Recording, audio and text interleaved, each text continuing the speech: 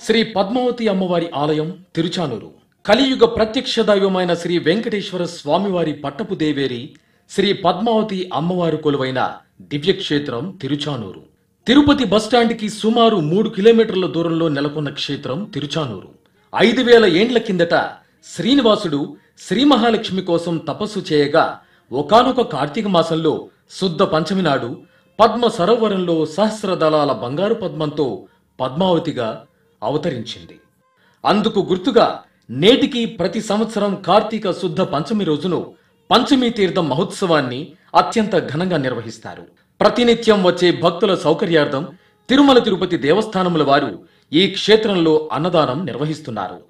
తిరుచానూరు ఆలయంలో పాంచరాత్ర ఆగమ రీతిలో అమ్మవారికి అనేక సేవలు నిర్వహిస్తారు. అమ్మవారికి జరిగే సేవల వివరాలు: సుప్రభాతం, కళ్యాణోత్సవం, అష్టదళ పాదపద్మారాధన, తిరుప్పావడ, వస్త్రాలంకార సేవ, అభిషేకం, లక్ష్మీ పూజ, పుష్పాంజలి సేవ, అష్టోత్తర శతకలశాభిషేకం, వసంతోత్సవం.